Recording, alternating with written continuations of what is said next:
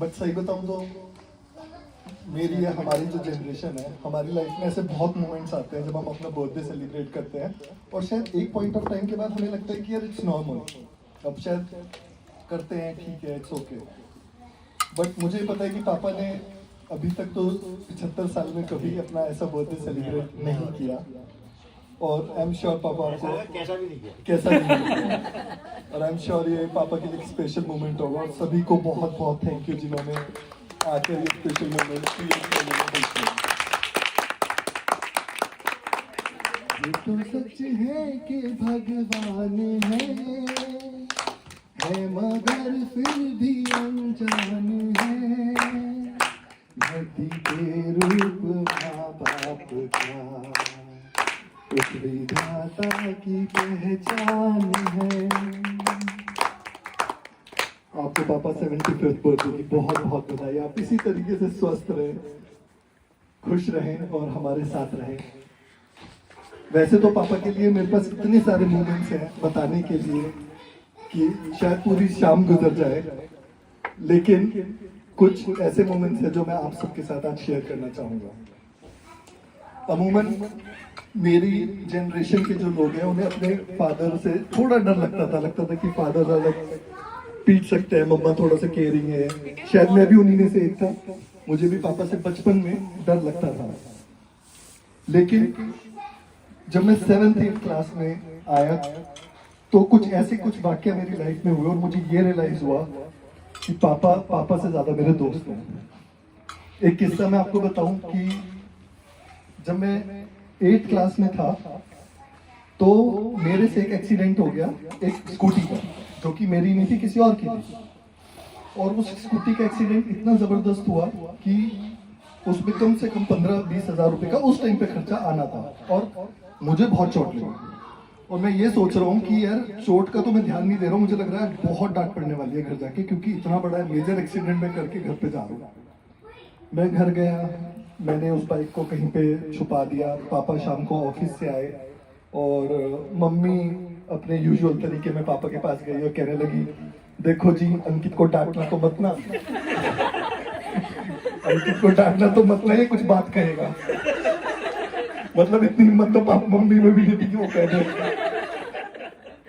तो फिर मैं आ गया, हिम्मत मेरी भी नहीं हुई कहने की।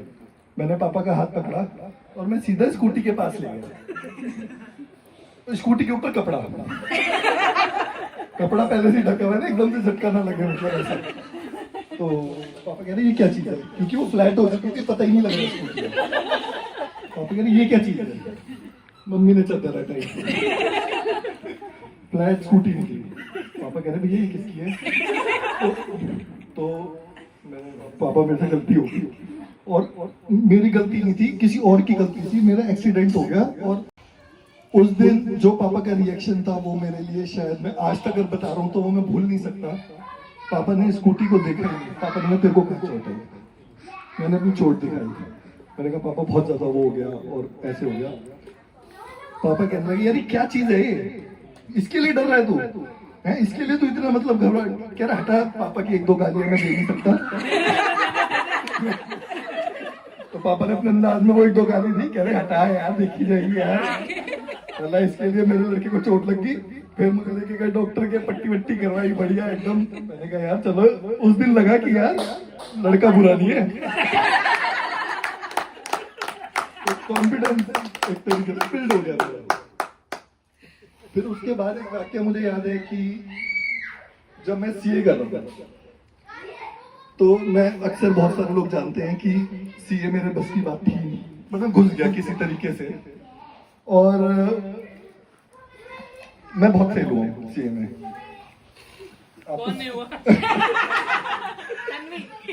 नहीं, तन्वी भी 1-2 बार हुई, पर मैं बहुत हुआ, मैंने रिकॉर्ड बनाया और मुझे कोई शर्म नहीं है, मुझे मजा आता था। बढ़िया, क्या दिक्कत है, और 6 महीने मजे करेंगे, पढ़ेंगे, क्या करेंगे। बस जोक्स अपार्ट, जब भी कभी आप ऐसे फेल हो जाते हो, मुझे लगता है कि इससे हार्ट ब्रेकिंग कुछ नहीं हो सकता।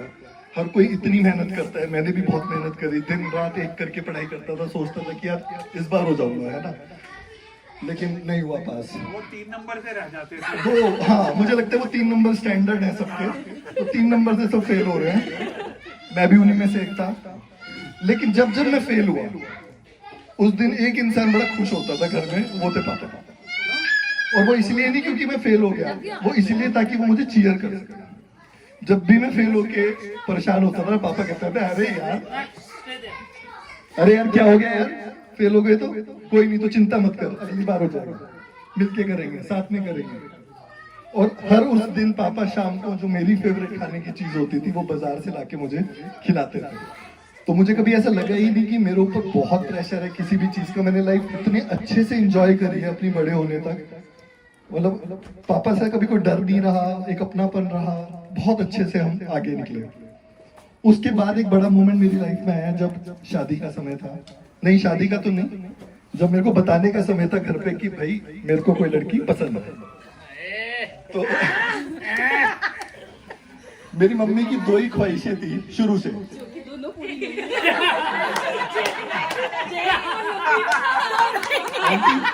दो ख्वाहिशें थी मम्मी की लड़की को लेकर। एक तो लड़की होनी चाहिए लंबी,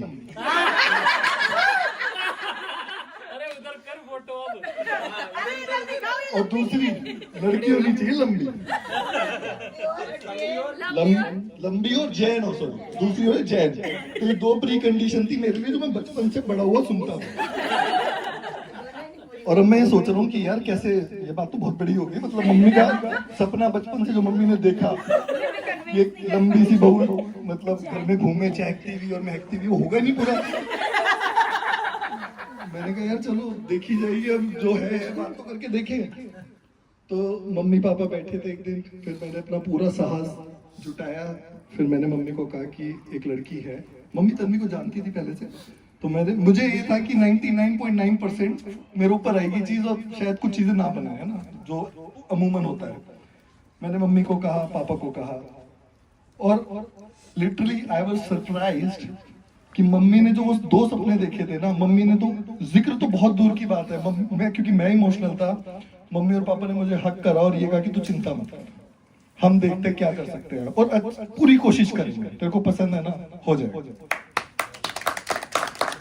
और उसके बाद भी जर्नी इतनी आसान नहीं थी, हमने बहुत मशक्कत करी। अब बहुत से लोगों को आपको पता है कैसे, लेकिन पापा का और मम्मी का वो जो योगदान था, वो उसका फल आज भी सामने है।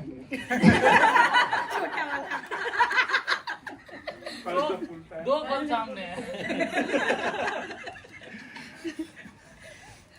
तो पापा मैं बस ये कहना चाहूंगा आपको कि मेरे को अगर आज कोई पूछे कि आपको सबसे ज्यादा खुशी किस चीज में मिलती है, तो मैं ये कहूंगा कि मुझे सबसे ज्यादा खुशी मिलती है जब आप और मम्मी हमारे साथ यूके में आके रहते हैं। आप नहीं रहते तो बड़ा सूनापन लगता है। वैसे तो मेरे दीदी से, भैया से कभी लड़ाई नहीं होती, सिर्फ एक बात को छोड़ के, वो ये कि हर कोई ये चाहता है कि मम्मी पापा उनके साथ रहें। तो यहाँ आती हैं तो दीदी कहती है 2-3 महीने यहाँ रुकेंगे, मैं कहता हूँ यहाँ रुकेंगे ज्यादा। तो ये हमेशा हमारी ये डिबेट हमेशा चलती रहती है, जिससे कि ये पता लगता है कि आपको चाहने वाले लोग कितने हैं। आपका हर बच्चा चाहता है कि पापा आप उनके साथ रहो।